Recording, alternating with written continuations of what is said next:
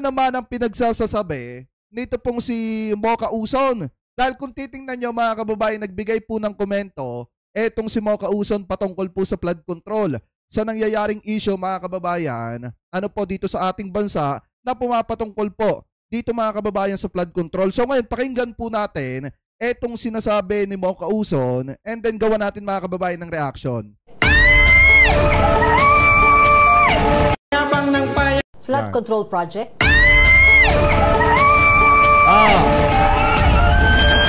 Ghost nga ba? Saan napunta ang bilyong-bilyong pondo na inilaan dito? Alam niyo ba na ayon mismo kay Senator Joel Villanueva? Kita nyo ha, yung ginawa niya pa mga kababayan na yung sinabi ni Senator Joel Villanueva na bilyon yung ginagasto sa flood control kada araw. So ngayon, tuloy pa natin. 1 billion pesos kada araw ang ginagastos ng gobyerno para sa flood control projects. 1.08 billion pesos budget a day. And then you're gonna say, Mr. Secretary, wala pong visibility study and huwag kayong magulat kung ghost project yung makukuha natin dito. Ang tanong, bakit hanggang ngayon, baha pa rin ang problema? Kasi nga, eto yung sagot dyan mga kababayan. Yung iba kasi mga politiko, talagang kahit dumidistansya, umiiwas, alam naman natin na may napakinabangan po yung mga yan sa mga flood control. Katulad na lamang mga kababayan yung hinahanap na 12 billion pesos na insertion na napapunta dito po sa hometown ni Senator Joel Villanueva na hanggang ngayon ay hindi niya po masagot-sagot. At ang isa pa dito mga kababayan, yun pa mga nasa gobyerno, nasa posisyon mga kababayan, especially yung mga politiko dyan na talagang may ugnayan doon sa mga construction company na talagang nanamasa ng milyon-milyon at bilyon-bilyong halaga ng mga proyekto galing po sa gobyerno na ngayon ay hindi nila maipaliwanag kung saan napunta at kung bakit may mga ghost project. Yan po yung may kasalanan kung bakit may mga issue ngayon sa flood control mga kababayan, kung bakit may mga lugar pa rin na kahit ang dami-dami na ng budget na nakalaan para sa mga flood control project, hindi po nasusolusyonan yung pagbaha dahil nga yung iba mga proyekto ay na ghost project. Ika nga mga kababayan,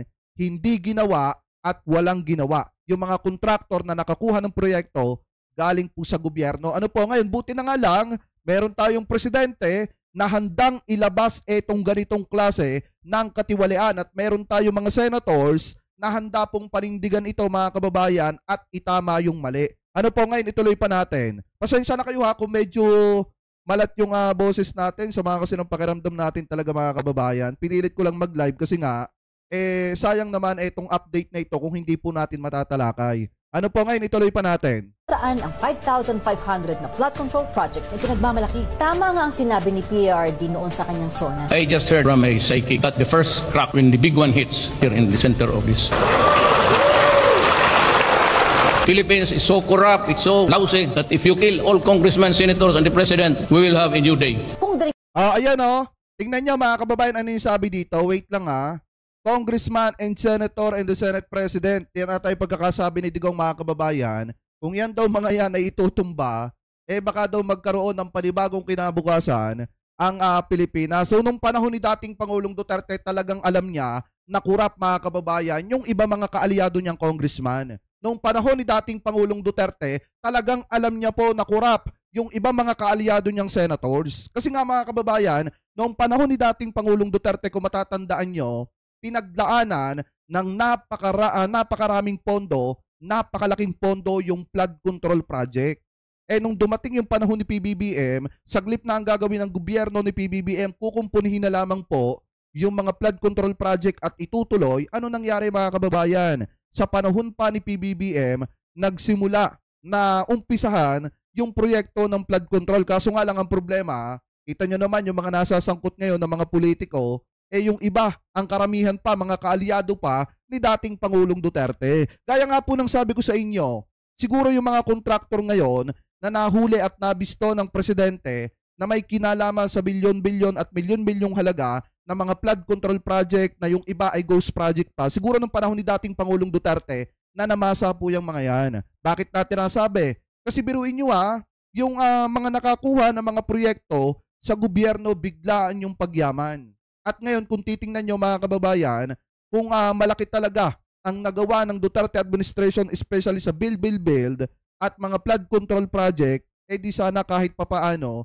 hindi binabaha ang Pilipinas ngayon. Di sana mga kababayan, kahit papaano, ang ginagawa na lang ng gobyerno ni PBBM, itinutuloy na lang yung proyekto ni dating Pangulong Duterte. Kaso nga lang ang problema, wala naman po talaga mga kababayan. Ewan ko lang wala naman po talaga silang naumpisahan or nagawa di umano sa mga flood control. Kasi kung may nagawa po yan, edi sana may master plan. Ito pong si Secretary, dating Secretary ng DPWH na si Mark Villar na ipapasa sana kay Secretary Bunoan. Kaso ang problema, wala. Ano po ngayon, ituloy pa natin. Ito kalala ang korupsyon, dapat seryosohin natin ang investigasyon. Ang pera ng taong bayan ay dapat ibinabalik sa serbisyo, hindi sa bulsa ng mga tiwaling opisyal. Ako po si Mocha Uson, ang boses ng ordinaryong Pilipino.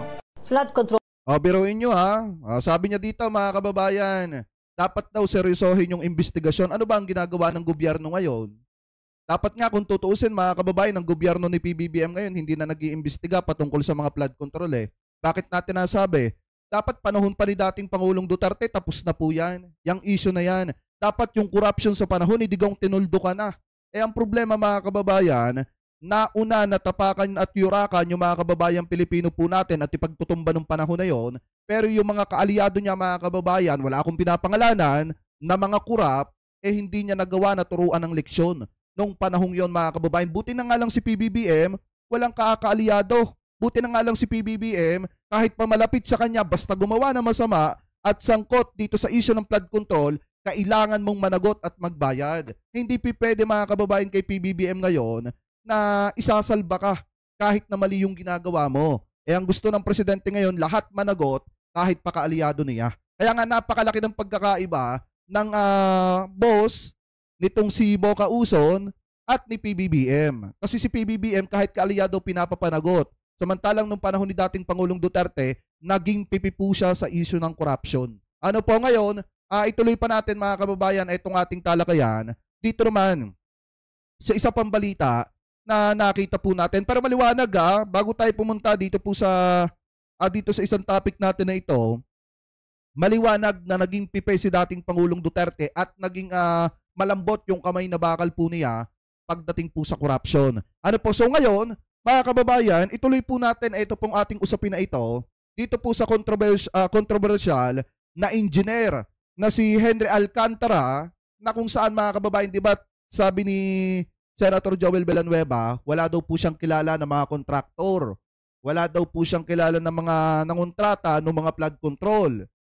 Bigyan natin ng benefit of the doubt. Oo, wala siyang kilala ng mga kontraktor, pero may kilala siyang city engineer or district engineer mga kababayan na talagang nanamasa doon sa mga flood control project at sobrang tindi yung pagmamahal sa pera. So ngayon, kung titingnan nyo mga kababayan, ito yan. Ito kasing si district engineer Henry Alcantara, ito po yung engineer na ibinulgar ni Senator Ping Lacson mga kababayan na sobrang tindi daw po yung pagmamahal sa pera. Kaya nga ito po yung pinakananamasa doon po sa mga flood control mga kababayan, dyan po sa lalawigan ng Bulacan.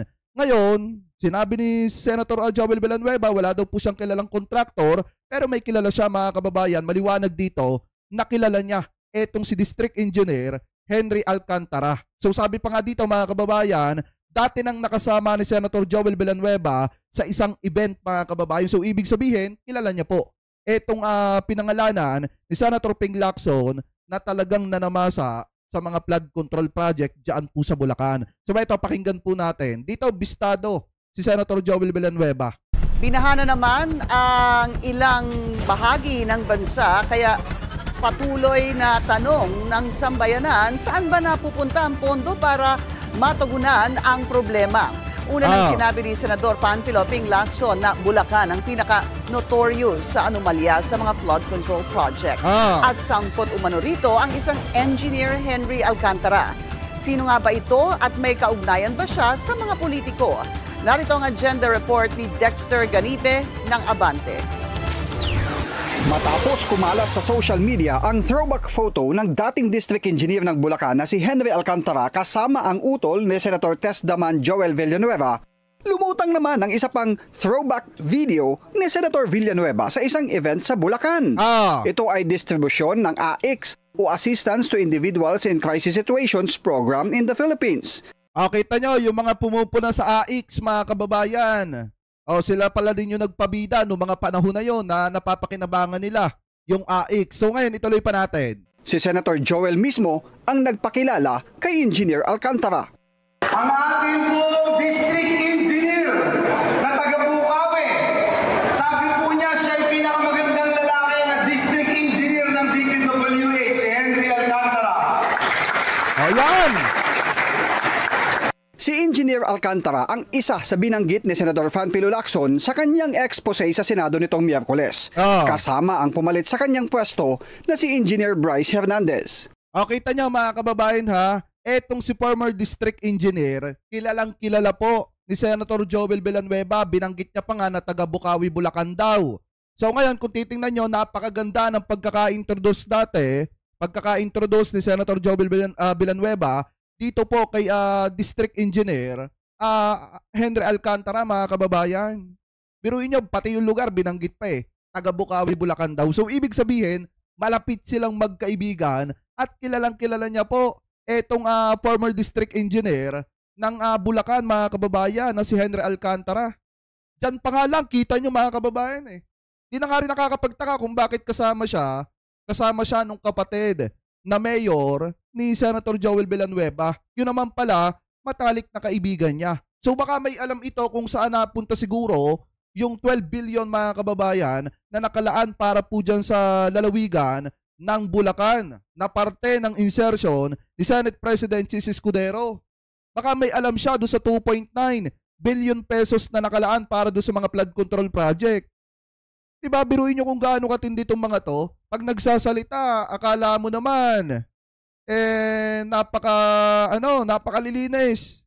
Tapos ganito pala, mga kababayan, na malalaman nating lahat. Anyway, tuloy pa natin. Ayon sa mga contractors at DPWH officials na nakipag-usap mismo sa akin at aking staff, ang dalawang ito ay halos pareho lang ang pagmamahal sa pera. Grabe, no? Napabalita pa nga kamakailan na ang isa sa kanila ay nakakapagpatalo ng 100 milyon sa isang kasino dito sa Metro Manila.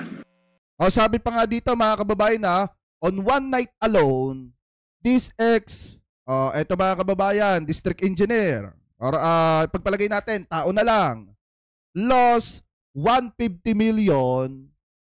Biruin nyo, sa casino, nakakapagpatalo ng 150 million, mga kababayan, sa isang casino sa Metro Manila o part ng Metro Manila.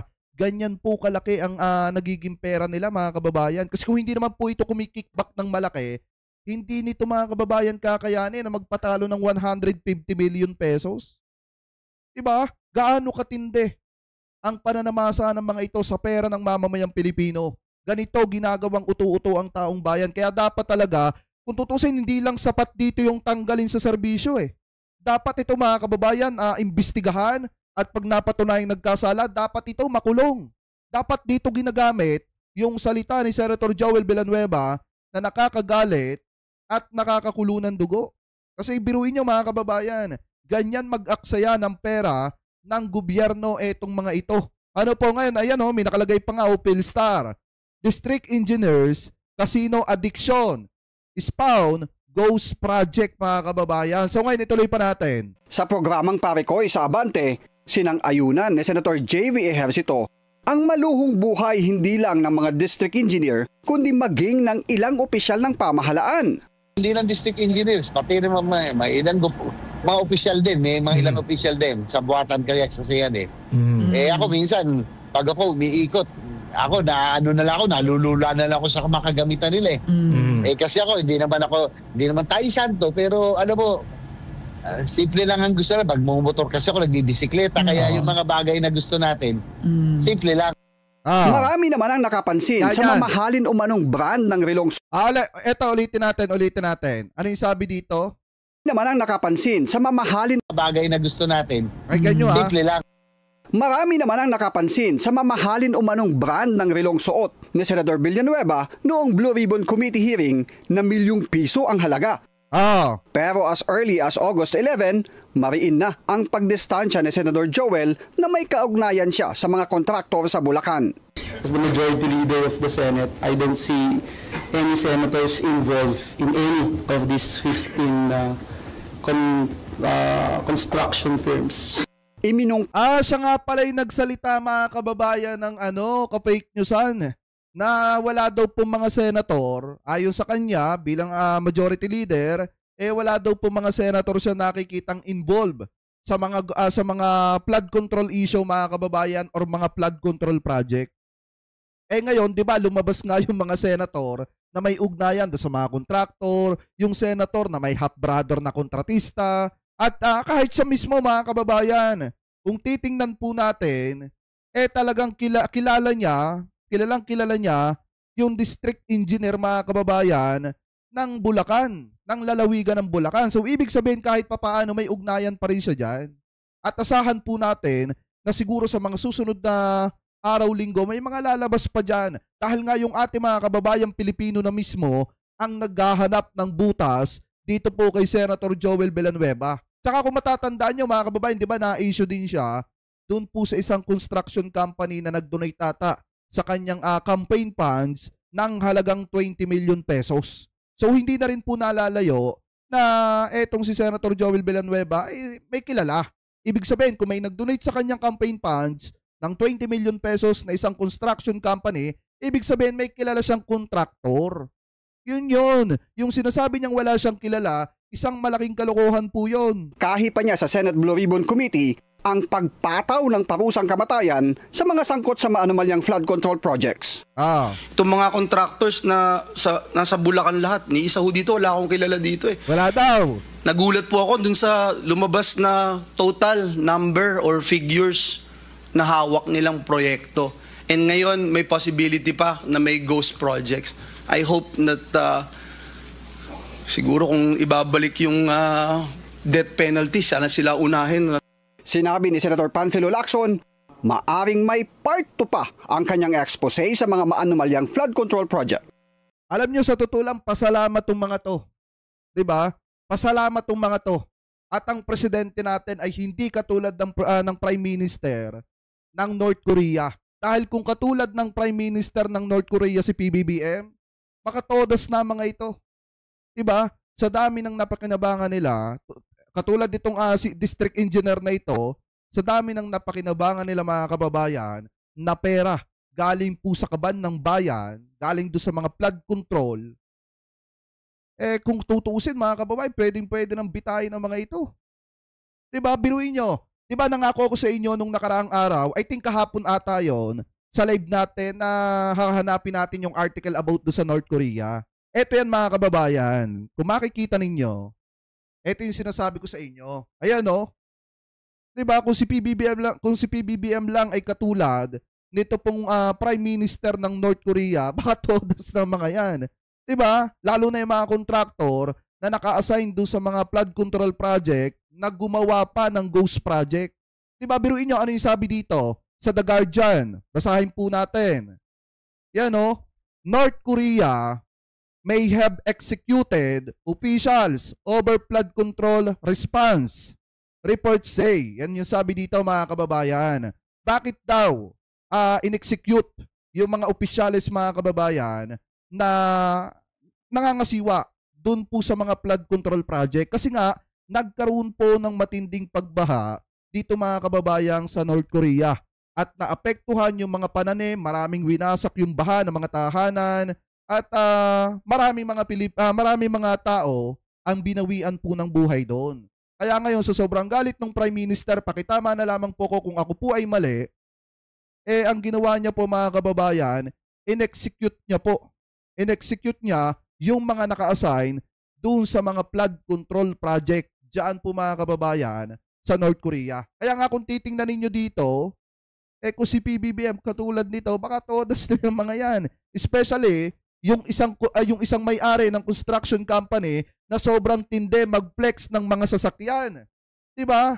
Na sa kabila ng lahat ng mga sasakyan na tinatamasa nila na mga luxury pa, ganun pala karami yung utang nila sa mga mamayang Pilipino. Bakit? Dahil sa mga palpak na flood control project po nila at mga ghost project na ginawa nila. Kung si PBBM katulad dito, baka todas na yung mga yan. Diba? So ngayon, balik tayo dito. Kung titingnan nyo, maliwanag naman dito mga kababayan yung pagkaka-announce ni Senator Joel Villanueva dito po sa isang district engineer diyan po sa lalawigan ng Bulacan, maliwanag naman po na kilalang kilala niya yung district engineer na pinangalanan ni Senator Ping Lacson. Kaya pala nakakapagtaka. 'Di ba? After mga kababayan, after po nung pagkakasiwalat ni Senator Ping Lacson doon po sa doon sa district engineer diyan po sa Bulacan, na di umano ay sobra yung pagmamahal sa pera, 'di ba bigla ang nagsalita at tumindig itong si Senator Joel Villanueva at biglang naghugas kamay mga kababayan. 'Di ba biglang naghugas kamay tapos sinasabi niya pa na nakakagalit daw at nakakakulo ng dugo itong nangyaring ito sa Bulacan mga kababayan dahil daw sa ginawa ng mga kontraktor na yon. Eh yun naman pala, kakilala niya naman pala mga kababayan yung isang isiniwalat si Senator Ping Lacson. So ngayon ituloy pa natin yan dito sa isa pang balita na nakita po natin. Ngayon kung titingnan nyo po, eto pong district engineer na kaibigan at tropa di umano ni Senator Joel Villanueva sinibak na po sa pwesto. So sabi nga dito, tropa ni Joel Villanueva na DPWH exec sinibak. Yan po yung sabi dito mga kababayan. So basahin po natin yung nilalaman. Ito daw kinumpirma ni Department of Public Works and Highways, DPWH, Secretary Manuel Bunoan na tinanggal na bilang Assistant Regional Director sa Region 4A si dating Bulacan District Engineer Henry Alcantara. Bakit daw mga kababayan tinanggal? Dahil nga pinangalanan siya ni Senator Ping Lacson, nasangkot pala mga kababayan sa maanumalyang flood control na nangyari diyan po sa lalawigan po ng Bulacan. So ngayon sabi pa dito, binanggit sa privilege speech ni Senator Panfilo Ping Lacson ang pangalan ni Alcantara na umano'y nasa likod ng mga ghost at palpak na flood control project diyan po sa Bulacan mga kababayan. Sabi pa dito, basahin pa natin. Sinabi ni Bunoan sa panayam sa One News na nilagay si Alcantara sa floating status. Kasalukuyan na rin aniya silang nangangalap ng mga dokumento para makapaghain ng kaso.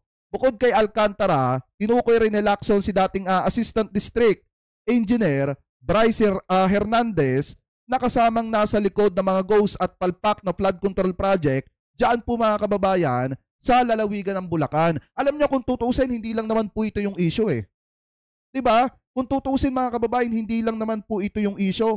Ang issue po dito talaga na dapat ding malaman ng mamamayang Pilipino saan napunta yung 2.9 billion pesos na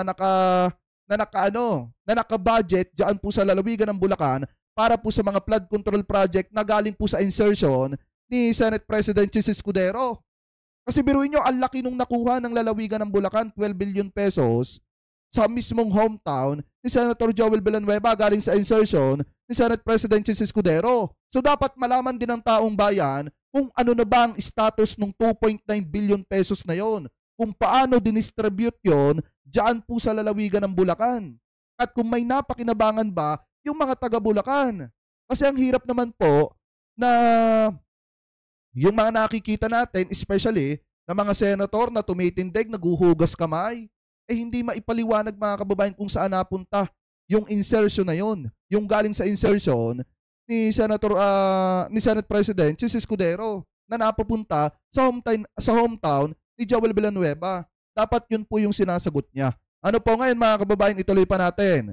Sabi pa dito, samantala, matapos kumalat sa social media ang throwback photo ni Alcantara kasama ang kapatid ni Senator Joel Villanueva, lumutang naman. Ito daw mga kababayan lumutang naman ang isang throwback video ng mambabatas sa isang event sa Bulacan. Kuha ang naturang video sa distribution ng assistant to the individuals in crisis situation, o itong AIX, program kung saan mismong ang senador ang nagpakilala kay Alcantara.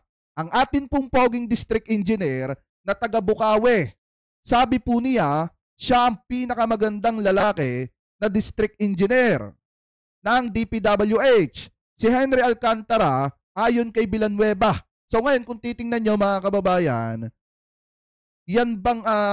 Yan ba, naniniwala kayo na walang ugnayan dyan or hindi kakilala or malayong kaibigan ni Senator Joel Villanueva, etong district engineer na ito? Ganong alam ni Senator Joel Villanueva kung taga saan ito pong district engineer niyang ito at kung gaano yung closeness nila habang ipinapakilala niya ito pong district engineer niya na ito, mga kababayan. So dyan pa lang, makikita ninyo na kung etong district engineer na ito ay may kinalaman po do sa mga ghost project at mga palpak na flood control project dyan sa Bulacan, imposible na yan ay hindi alam ni Senator Joel Villanueva. Ako nagtatanong lang naman. Kasi sa totoo lang po, Senator Joel Villanueva, laki na po ng utang nyo sa mamamayang Pilipino, especially sa lalawigan ng Bulacan. Kasi nung nakaraang araw pa, nung nakaraang linggo pa, pinag-uusapan yung 12 billion pesos na insertion. Diba? Na kung saan 2.9 billion dyan ay nakalaan para sa mga flood control project dyan po sa Bulacan. Ngayon, hindi nyo po masagot kung saan po napunta yon. Kung kaninong kontraktor ninyo ipinagkatiwala, yun pong yung pondo na yon para gawin yung mga flood control project dyan po sa Bulacan, mga kababayan. Diba? So ngayon, sabi pa nga dito ni Melanio Maghirang, Bukawe, Baluarte ni Joel Villanueva yan. E di malapit nga silang magkaibigan. Diba? Imposible namang hindi kakilala yan. Ni Senator Joel Villanueva, kung Baluarte nga, ni Senator Joel Villanueva yung Bukawi, Bulacan.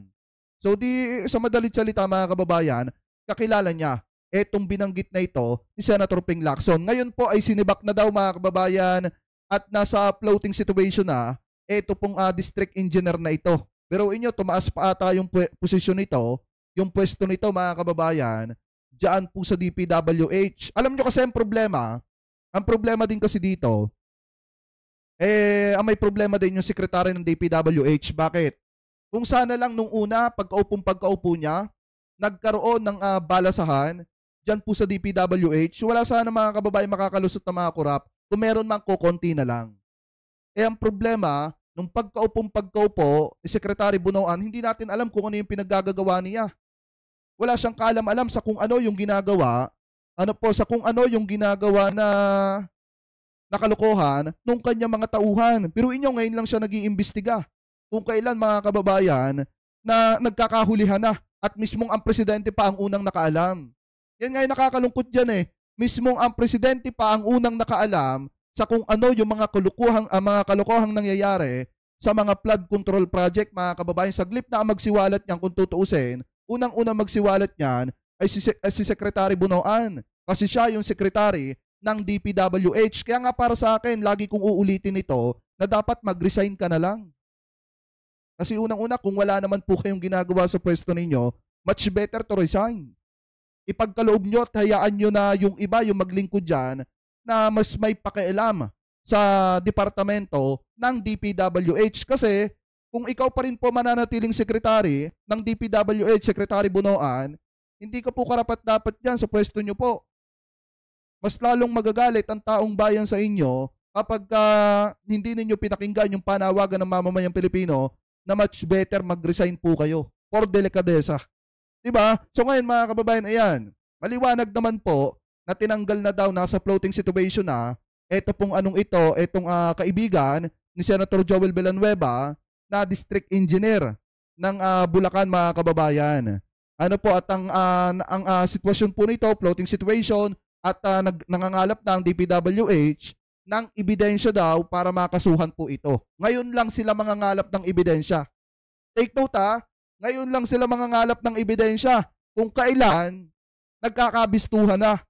Dapat ang ginawa nga nila nung lumalabas na yung mga kalokohan nito, dapat nag-imbestiga na kayo agad dyan sa DPWH. Bakit ngayon lang? Diba? Naunahan pa kayo ni Senator Ping Lacson, ng team ni Senator Ping Lacson, na malaman ang ginagawang kalokohan nito. Dapat ang ginawa ninyo, nag-imbestiga na agad kayo.